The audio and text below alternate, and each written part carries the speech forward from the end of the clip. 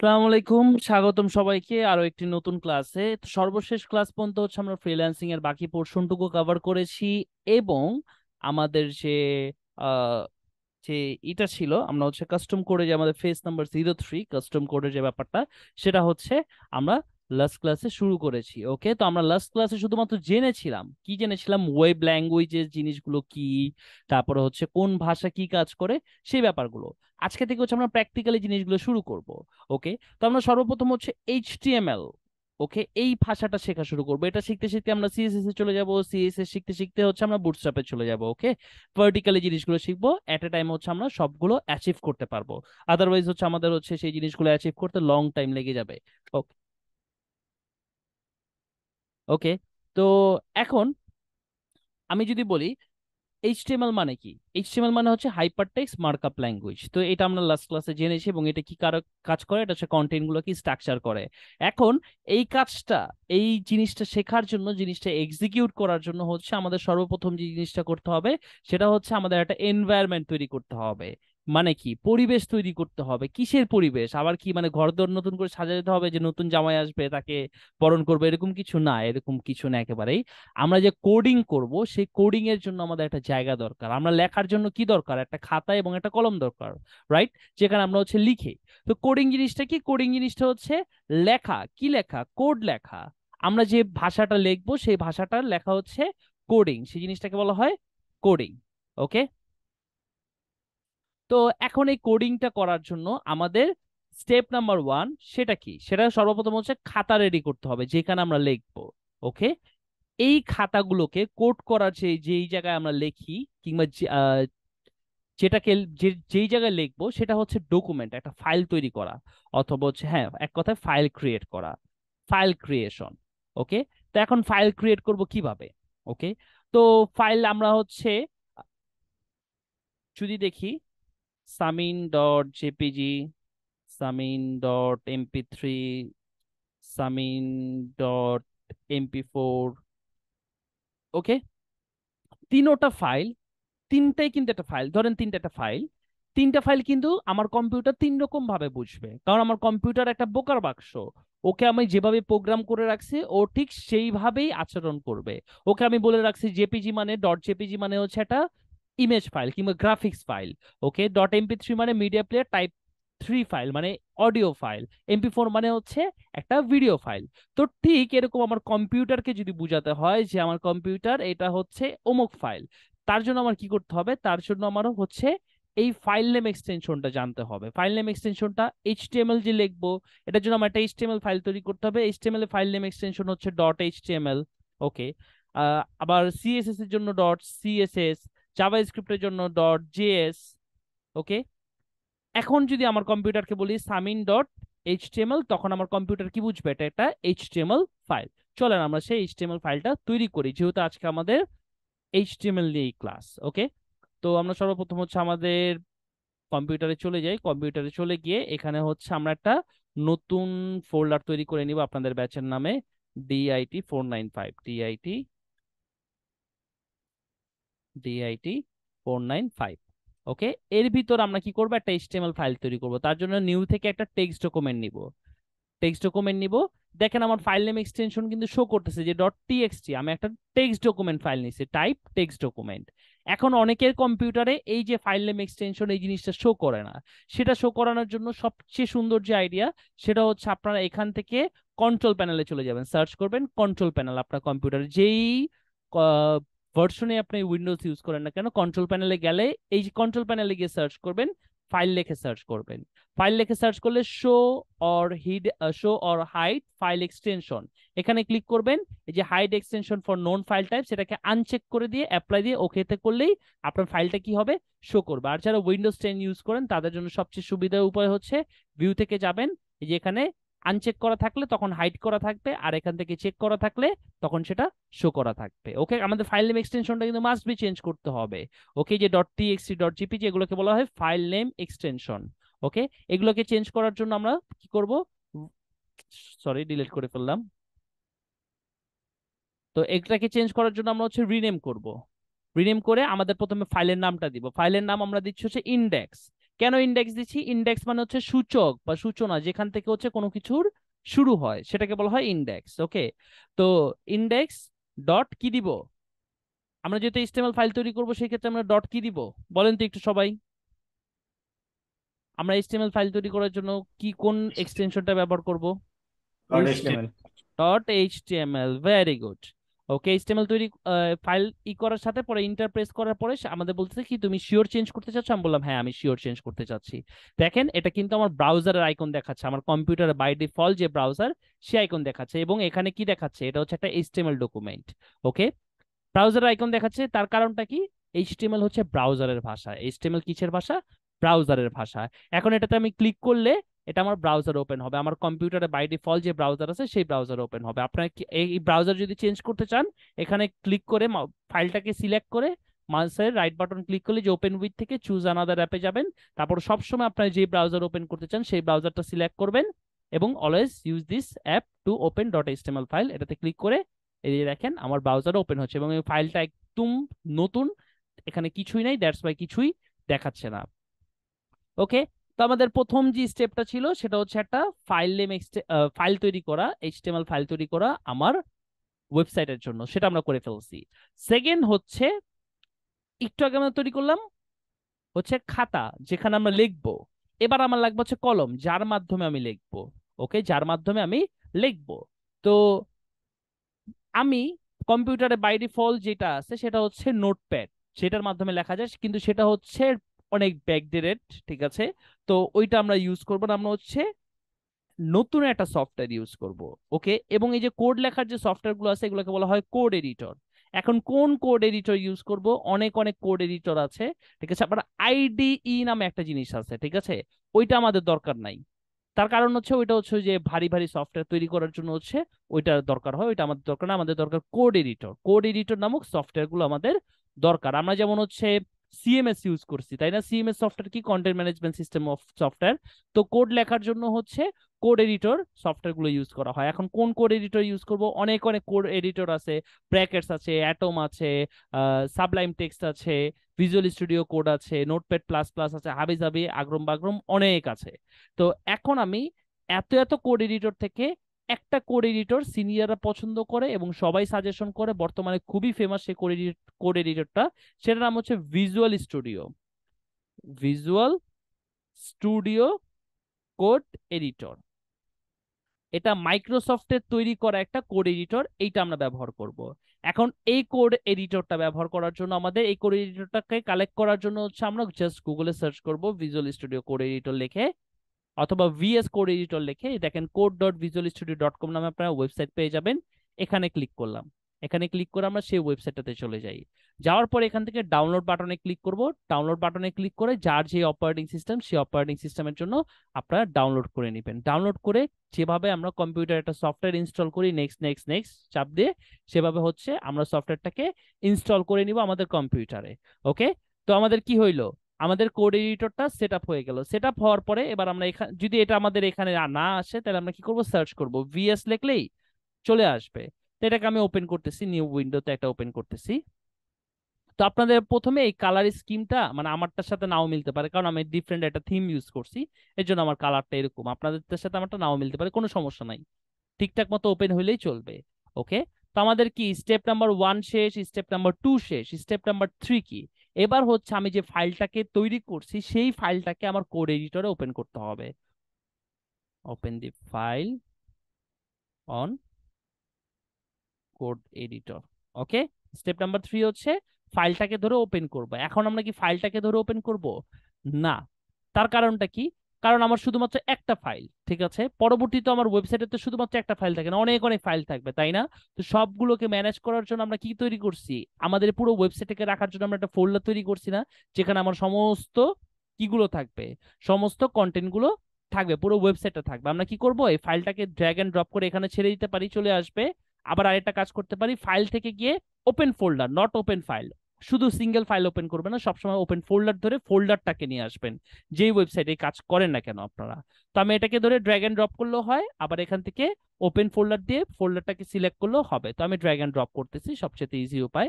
তো দেখেন আমাদের ফোল্ডারটা তৈরি হয়ে গেছে এবং index.html সেই ফাইলটা চলে আসছে। এখন এটাতে ক্লিক করলে সেই জিনিসটা ওপেন হয়ে যাবে। এখন আমরা এখানে কি করতে পারবো, এইচটিএমএল ভাষাটা লিখতে পারবো। তো সবাইকে এ পর্যন্ত ক্লিয়ার? সবাইকে কি আমি বুঝাতে সক্ষম হয়েছি? একটু বলেন তো আমাকে।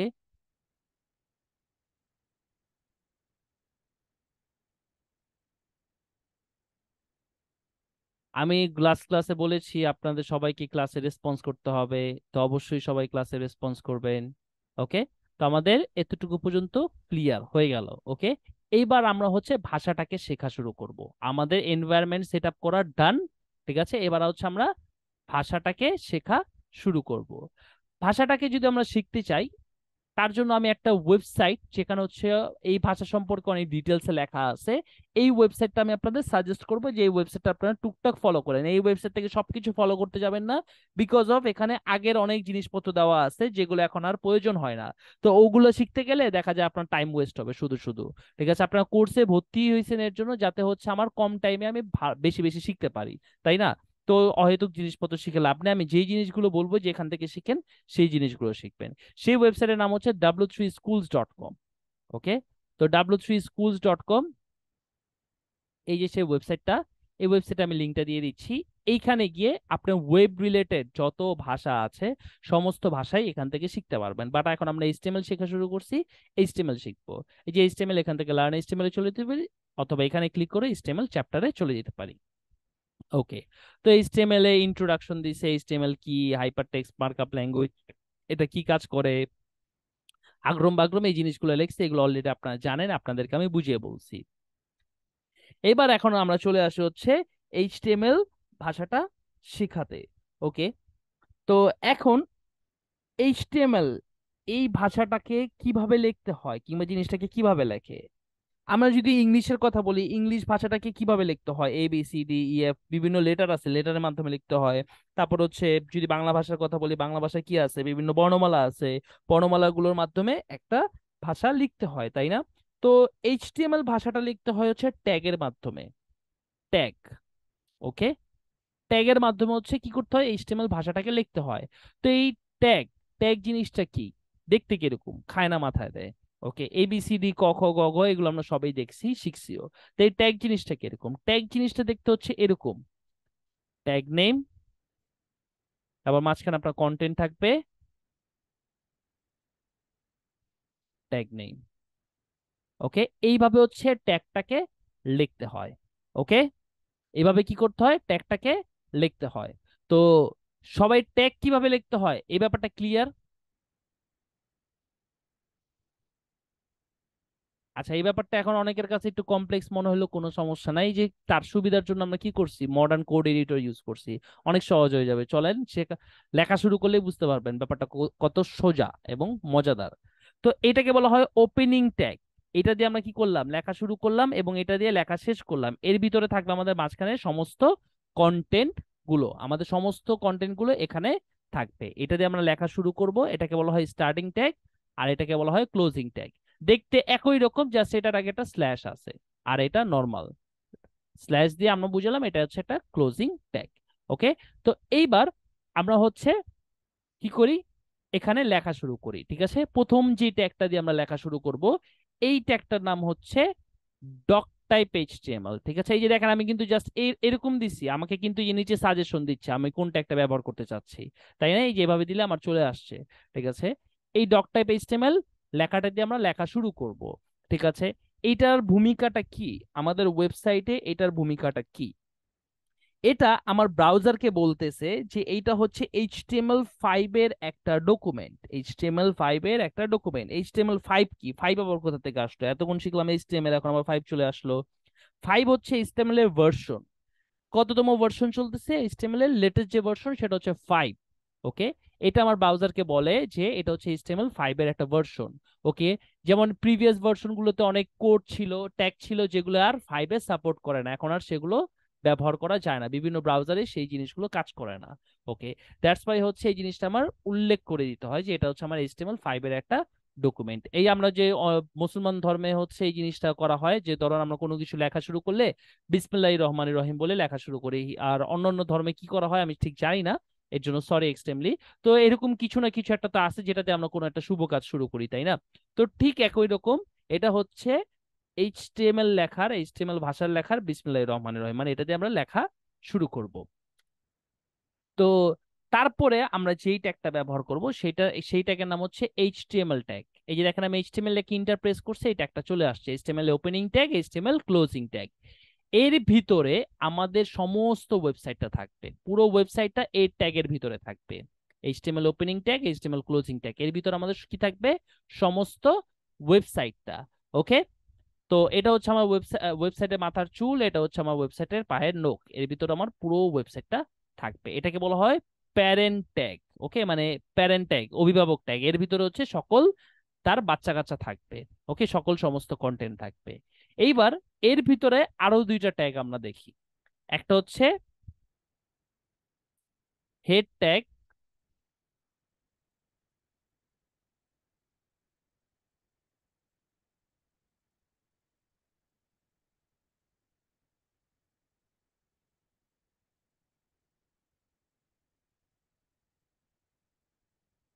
একটা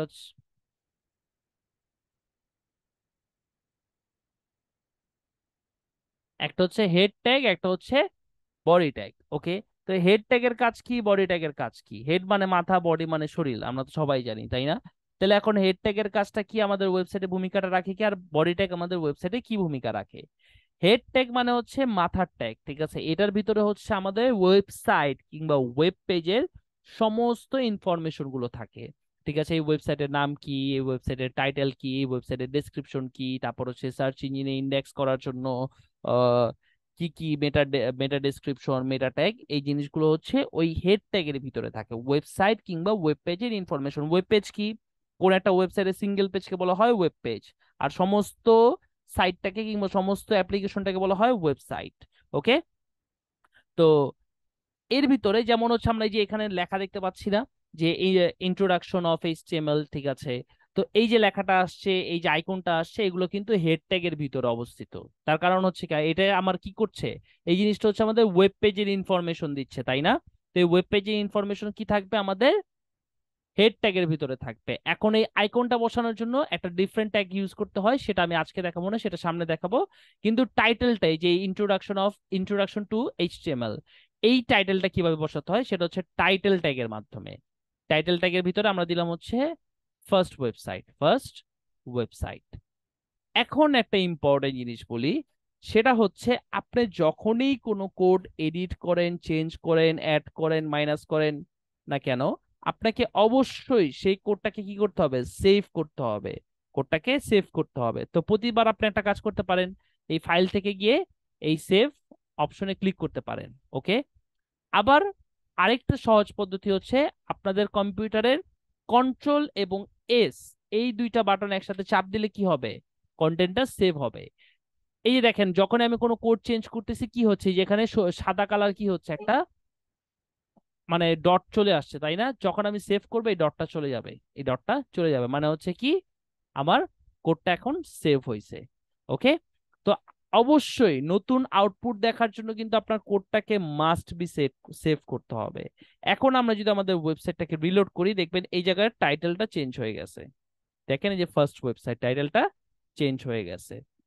ওকে, তো এইবার আমরা তো শিখে ফেললাম কতগুলো ট্যাগ। একটা হচ্ছে ডক টাইপ এইচটিএমএল দিয়ে আমরা লেখা শুরু করবো, এইচটিএমএল ট্যাগের ভিতরে আমাদের সমস্ত ওয়েবসাইটটা থাকবে, হেড ট্যাগের ভিতরে ওয়েবসাইট কিংবা ওয়েব পেজ ইনফরমেশন থাকবে, বডি ট্যাগের ভিতরে কি থাকবে, বডি ট্যাগের ভিতরে হচ্ছে আমার একটা ওয়েবসাইটে যত ভিজিবল কন্টেন্ট আছে, সকল কন্টেন্ট গুলো হচ্ছে বডি ট্যাগের ভিতরে থাকবে।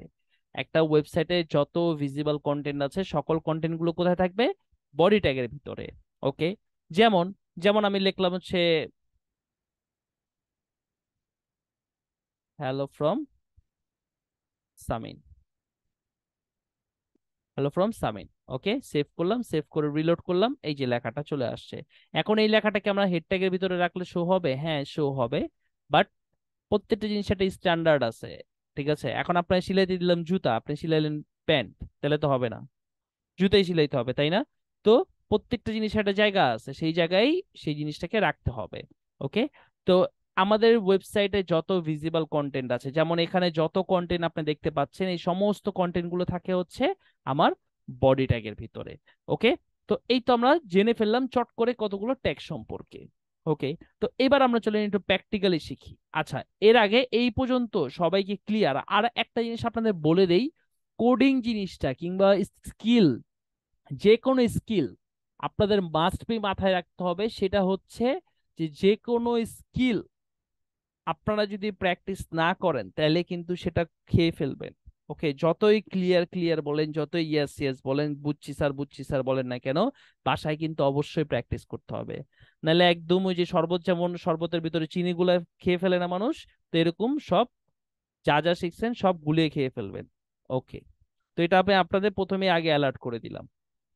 আচ্ছা, তো এই যে এখান থেকে আমরা এডিটর সেটআপের কথা বলছি, এডিটর সেটআপ শেষ, বেসিকের কথা বলছে, doc type, HTML, HTML tag, body tag, ঠিক আছে, এই জিনিসগুলো বলছে।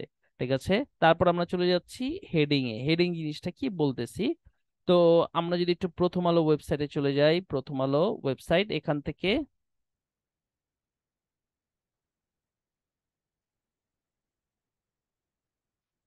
আচ্ছা, তো এই জায়গায় দেখেন একটা ওয়েবসাইটের, প্রত্যেকটা ওয়েবসাইটে কমনলি, প্রত্যেকটা ওয়েবসাইটের কিছু কমন জিনিস থাকে: টেক্সট, ইমেজ এবং লিংক।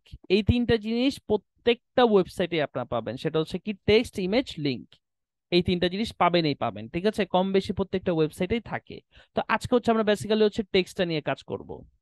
আজকে হচ্ছে আমরা টেক্সটটা নিয়ে কাজ করব।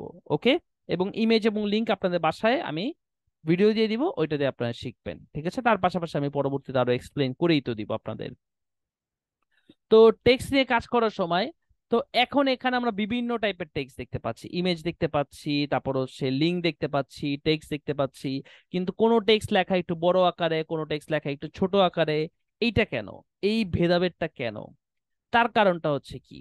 ওকে, তার কারণটা হচ্ছে যে এই যে একটা কন্টেন্ট, এই কন্টেন্টের টাইটেলটা কি? এই যে আমরা একটা আর্টিকেল পড়তেছি, এই আর্টিকেলের টাইটেলটা কি?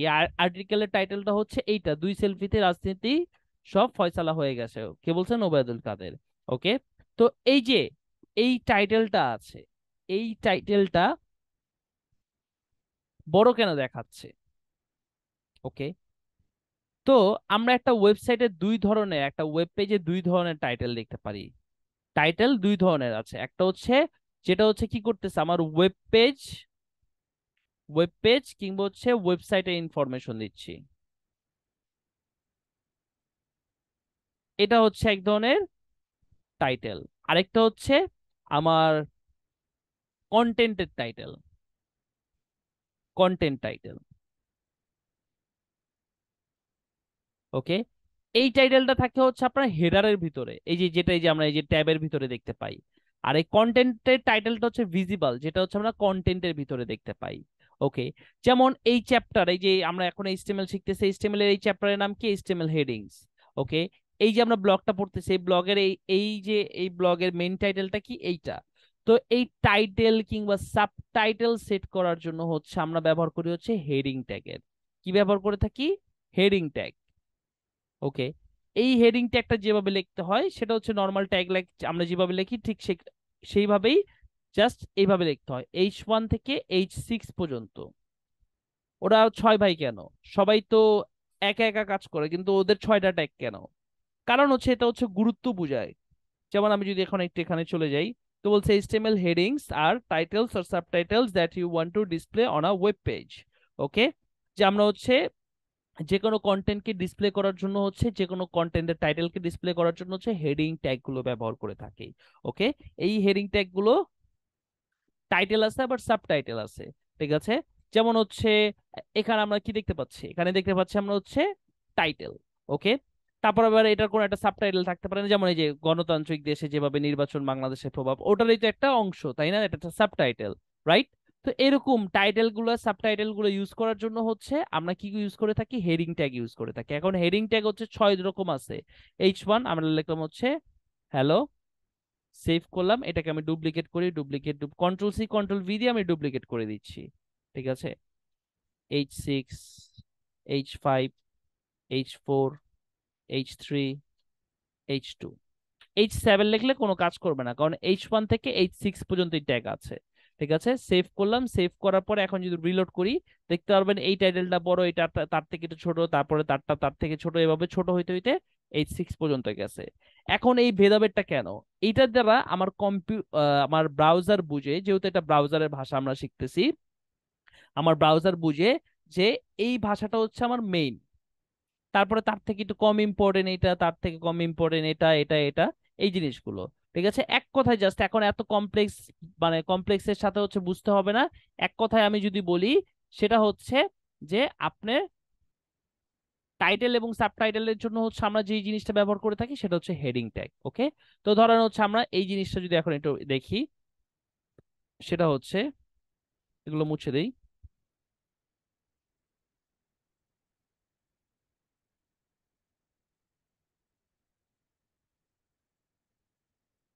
রিলোড করি। অবশ্যই নতুন আউটপুট দেখার জন্য কিন্তু রিলোড করতে হবে, এখান থেকে অবশ্যই কোডটাকে চেঞ্জ করে সেভ করতে হবে, তারপর এখানে এসে রিলোড করতে হবে। আচ্ছা, এই যে এটাতে ক্লিক করলে এটা ওপেন এবং হাইড হবে। ওকে, অথবা আমরা এটাকে ছোট করে দিতে পারি। ওকে, তারপরে এবার আমরা তো টাইটেল সাবটাইটেল কন্টেন্টের মানে কন্টেন্টের টাইটেল সাবটাইটেল বসানোর জন্য হেডিং ট্যাগ ব্যবহার করলাম, এখন কি আমাদের অন্যান্য টেক্সট গুলো বসাতে হবে না? এবার অন্যান্য টেক্সট গুলোকে বসানোর জন্য আমরা যে জিনিসটা ব্যবহার করব সেটা হচ্ছে প্যারাগ্রাফ ট্যাগ, অথবা নর্মালি আমরা তো অন্যান্য কন্টেন্ট বসাইতে পারি। ধরেন হচ্ছে এভাবে আমি কন্টেন্ট বসাইলাম।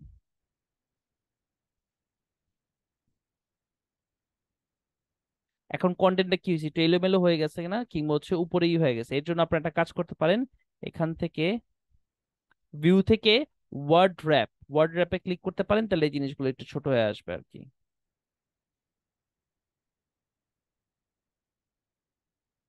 ওকে, এখন আমি যদি সেভ করি, সেভ করার পরে যদি আমরা এখানে রিলোড করি, দেখতে পারবো আমাদের লেখাগুলো একসাথে মিলে গেছে, কিন্তু লেখাগুলো আমি আলাদা রাখছি না, লেখাগুলো আলাদা রাখছি। এখানে আমি নর্মাল টেক্সট গুলো রাখছি, কিন্তু আমার ব্রাউজারকে কি আমি কোনো কমান্ড দিছি, কিছু বলছি যে এটা হচ্ছে অমুক ট্যাগ, এটা হচ্ছে তমুক ট্যাগ, এরকম কিছু আমার ব্রাউজারকে বলছি? বলি নাই। ব্রাউজারকে কি করতে হবে, বুঝায় বলতে হবে এটা হচ্ছে অমুক জিনিস, এটা অমুক জিনিস, এভাবে কি করতে হবে, ব্রাউজারকে বুঝিয়ে বলতে হবে। ঠিক আছে, এখন কিভাবে বুঝিয়ে বলবো, ব্রাউজারকে কোন কমান্ড দিব? ওকে, ব্রাউজারকে এই জিনিসটাকে বুঝায় বলার জন্য যে এটা হচ্ছে আমার একটা প্যারাগ্রাফ, এটা হচ্ছে আমার একটা প্যারাগ্রাফ, সবার প্রথম বুঝি প্যারাগ্রাফ জিনিসটা কি। প্যারাগ্রাফ মানে হচ্ছে ব্লক অফ টেক্সট। আমি পিজি লিখতেছি, পিজি মানে ধরে নিয়ে হচ্ছে প্যারাগ্রাফ। ওকে, পিজি হচ্ছে কি, আ ব্লক অফ টেক্সট। যেমন আমরা ছোটবেলায় ইংরেজিতে প্যারাগ্রাফ লিখছি না?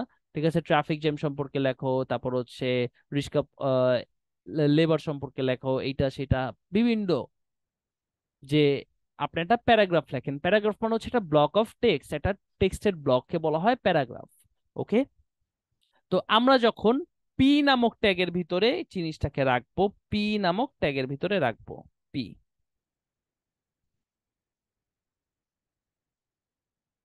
পি নামক ট্যাগের ভিতরে রাখলে এখন আমার ব্রাউজার রিলোড করলে দেখেন এটা এটা আলাদা হয়ে গেছে, তার কারণ হচ্ছে এইটাকেও একটা প্যারাগ্রাফ হিসেবে ট্রিট করতেছে, প্যারাগ্রাফ হিসেবে কি করতেছে, ধরে নিচ্ছে। এখন আমি যদি যে এটাকে আবার ওই যে পাশাপাশি রাখি, দেখবেন ওই দুইটা কিন্তু একসাথে মিলে আছে, নিচের দুইটা একসাথে মিলে আছে। প্যারাগ্রাফ জিনিসটা সব সময় নতুন লাইন থেকে শুরু হয়, কি হয়, নতুন লাইন থেকে শুরু হয়, প্যারাগ্রাফ অলওয়েজ নিউ লাইন থেকে শুরু হয়। এবং এবং এইটা হচ্ছে একটা ব্লক অফ টেক্সট, যখন আমি এটাকে পি ট্যাগের ভিতরে রাখবো তখন এটাকে আমার ব্রাউজার কি হিসেবে শো করবে, ব্লক অফ টেক্সট হিসেবে নিবে, এবং এটা সবসময় নতুন লাইনে শুরু হয়। ওকে, তো আমরা কি টেক্সট সম্পর্কে দুইটা জিনিস জেনে ফেললাম, এটা হচ্ছে টাইটেল আর এটা হচ্ছে প্যারাগ্রাফ। ওকে, সবাই ক্লিয়ার হেডিং এবং প্যারাগ্রাফ সম্পর্কে? ওকে, ভেরি গুড। এখন প্যারাগ্রাফে ধরেন আমি এরকম চাচ্ছি আমার এই প্যারাগ্রাফের ভিতরে যে আমার এগুলো,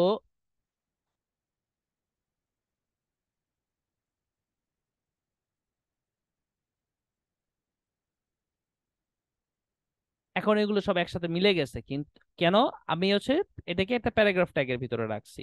ওকে, এখন আমি যদি এই যে এই জিনিসগুলো যেভাবে আছে সেভাবে রাখতে চাই, তাহলে কি করব, এখান থেকে কি করতে হবে, লাইনটাকে ব্রেক করে দিতে হবে, যে এখানে চলতেছে চলতেছে শেষ, এই জায়গায় এসে লাইনটাকে ব্রেক করে এটা পরবর্তী লাইনে চলে যাবে, তারপর আবার এখান থেকে ব্রেক করে পরবর্তী লাইনে চলে যাবে। তার জন্য আমার যে ট্যাগটা ব্যবহার করতে হবে সেটা হচ্ছে বিআর নামক tag, BR break, BR break.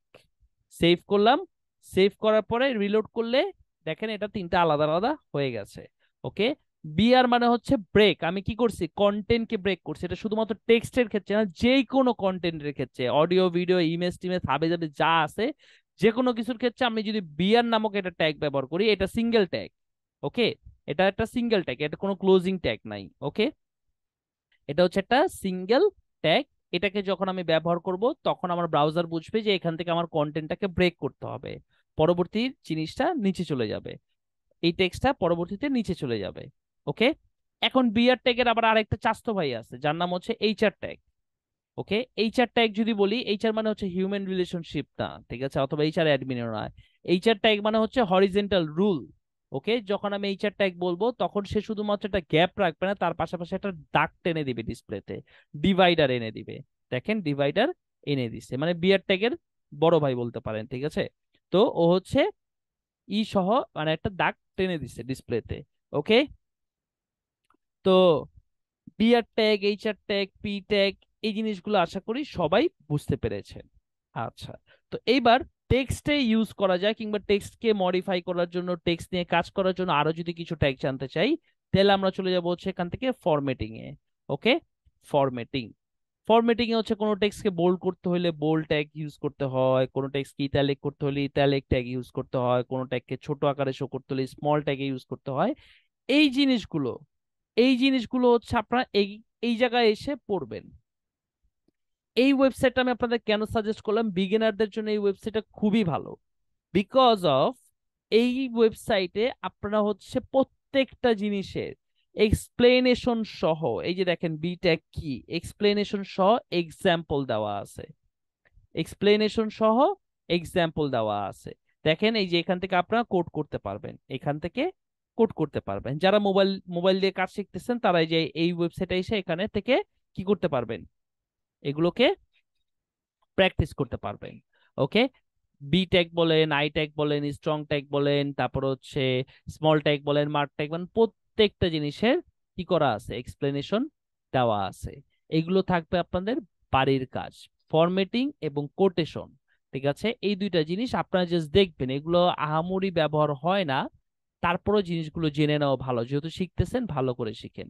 এগুলো জাস্ট হচ্ছে এই যে প্রত্যেকটা জিনিসের এক্সপ্লেনেশন দেওয়া আছে এবং হচ্ছে এক্সাম্পল দেওয়া আছে। ওকে, এই জিনিসগুলো হচ্ছে আপনারা বাসায় দেখবেন এবং একটু প্র্যাকটিস করবেন। ঠিক আছে, তো হয়ে গেল আমাদের টেক্সটের যে চ্যাপ্টারটা আছে সেই চ্যাপ্টারটা শেষ। তো এই পর্যন্ত যা যা বুঝালাম, সবাই কি পুরো জিনিসটা বুঝতে পেরেছেন?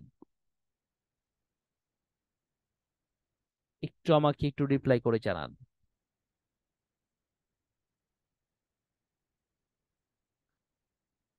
এখন আপনাদের আমি বাসায় যদি হোম টাস্ক দেই, কি কি শিখবেন আপনারা?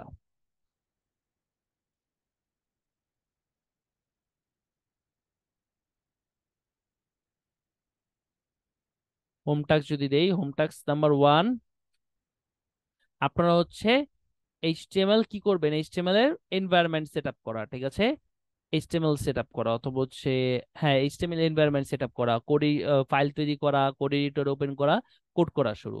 ঠিক আছে, তারপর হচ্ছে এইচটিএমএল টেক্সট নিয়ে কিভাবে কাজ করতে হয়। টেক্সট, টেক্সটের হচ্ছে আমরা কি কি দেখলাম, heading, paragraph, formatting, quotation. Heading paragraph তো আমি দেখাই দিলাম। ওকে, হেডিং, পিজি, ফরম্যাটিং, তারপরে হচ্ছে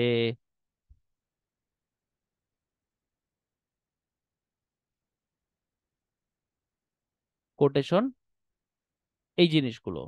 ঠিক আছে, তারপরে আপনারা বাসায় এডিশনাল আরো কিছু দেখবেন, সেটা হচ্ছে এইচটিএমএল, এইচটিএমএল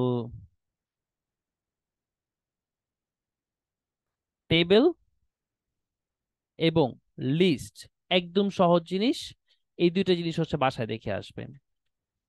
তার পাশাপাশি আমি হচ্ছে এইচটিএমএল এ ইমেজ কিভাবে বসাতে হয়, ইমেজ এবং লিংক, এই দুইটা জিনিসের ভিডিও দিয়ে দিব, আমার কাছে ভিডিও করা আছে।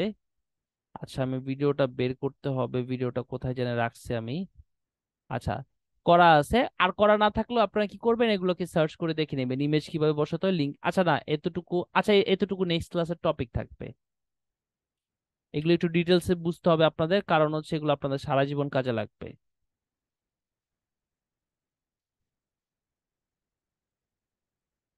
টপিক, ইমেজ লিঙ্ক, এবং হচ্ছে ফর্ম, এগুলো হচ্ছে আপনাদের নেক্সট ক্লাসের টপিক। আর এই জিনিসগুলো হচ্ছে আপনারা বাসায় প্র্যাকটিস করবেন। ঠিক আছে, কোড এডিটরে প্র্যাকটিস করবেন, সেটার স্ক্রিনশট আপনার গ্রুপে সাবমিট করবেন। ওকে, ক্লিয়ার সবাই?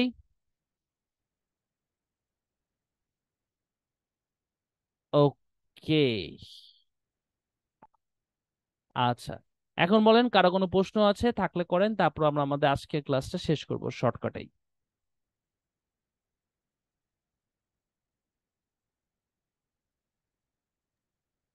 হ্যালো ভাই, একটা কথা ছিল আপনার, মানে ফাইবারে আপনার অ্যাকাউন্টে যে